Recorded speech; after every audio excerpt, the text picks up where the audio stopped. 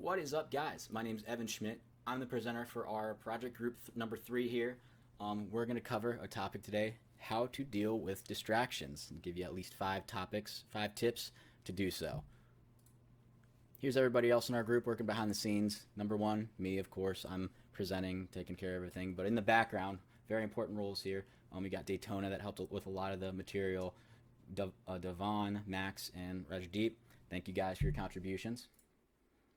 Types of distractions. We have 2 main types. We have external and internal. External distractions are things that are outside your environment. Noises, weird pings from your phone, your roommates calling your name or joking with you, or just casual conversation, family, friends doing the same thing, calls, texts from them, anyone else outside your environment. Things like pets can also be a huge external distraction. If the dog is barking in the other room, it's very, very difficult to sit here and focus on an essay. I don't have any pets, so I don't have that issue right now. But if I had a friend knock on my door or call me, it's an external distraction. It's things that are taking me away from the task at hand, or whatever assignment you're working on. And noisy appliances can also be a big thing.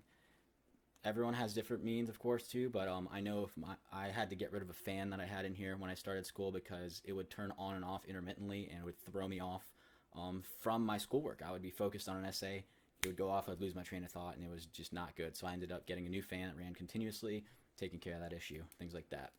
Internal distractions are a little bit different. Those are things that go on in your own head or in your own mind while you're working, before you're working, or whenever, just anything related to the task. Overthinking is a big one. If you're overcomplicating a task, overcomplicating your own homework, that can be a huge distraction and cause a lot of stress and anxiety. Let me get my pen there. Stress and anxiety right there. That'll also throw you off. It'll put you in a nice fight or flight state to where you are so jittery and moving around that you really can't mentally calm down enough to just sit there, and maybe you'll have trouble reading or some attention issues in the short term. Give you a lot of brain fog. And maybe depending on whether you're confident you can get the assignment, how good you think you are at something, negative self-talk might kick in as well too. Or you might just be having a bad day, be a little bit depressed, and just not feel motivated to do anything. Those are all internal distractions, all in your head. Huge things that can knock you off the thought train or the success train here. Strategies I've laid out kind of in 3 phases. Nothing too crazy. Before the work, how you can set the stage. During your work, how you can work efficiently. And then at the end, I always like to reward myself. One big thing before we get into our first topic is a law I found really interesting that really helped me with tackling distractions and blocking out your time, foreshadowing there, is Parkinson's Law.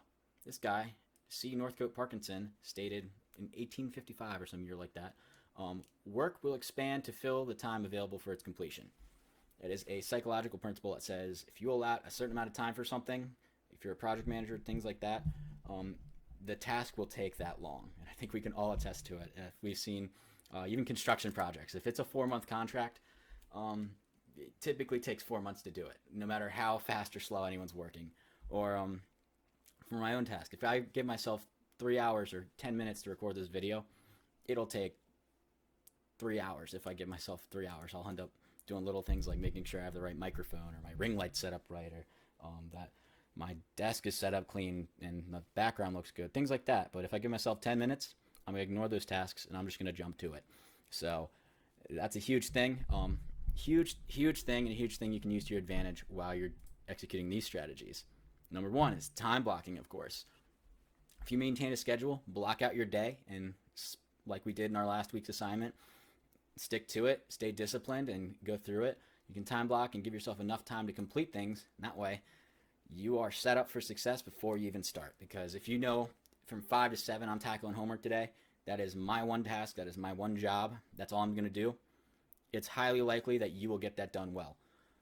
Because nothing else should be on your mind at that point. Of course, we're all human, things do, but in a perfect world, if you say 5 to 7 and you're a robot, that's your job from 5 to 7.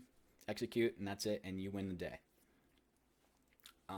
Keep a prioritized list of what needs to get done. That's huge for me because, like my video example before, what needs to get done is I just needed to make this presentation. All the little things, the details, were the microphone I used, my camera, my lamps, my room, all that stuff, didn't really need to get done, but it could have got done or could not have. So make a prioritized list, because it's easy to get distracted on slightly related things that aren't really the core task at hand here. Remove technological distractions. Talking with Daytona, especially our group, we figured out that social media was in common one of our biggest distractions overall. We suck at putting out social media scrolling and stuff like that, or just our phone dinging, or TV in the background. So turning those off, putting those phones away, putting them on silent is a huge help to get your work done here. And prepping your environment, also very, very key to winning, to being successful here, because if you make sure that your desk is clean, your desk is organized, your main areas are clean, you won't be distracted by housework that might come up to need to get done. During your work, I won't spend too long on this because I'm running over time, but remember your why. That's the biggest one, is if you're doing anything, remember why you're doing it, because a lot of times when you remember how big that reason is, especially things like school, you'll know that not a lot of other things, small, medial things matter, and you really need to sit down and focus on that. And working efficiently, one big tactic I like to implement as well too, goes along with time blocking, but while you're working in the more short term, it's called the Pomodoro method.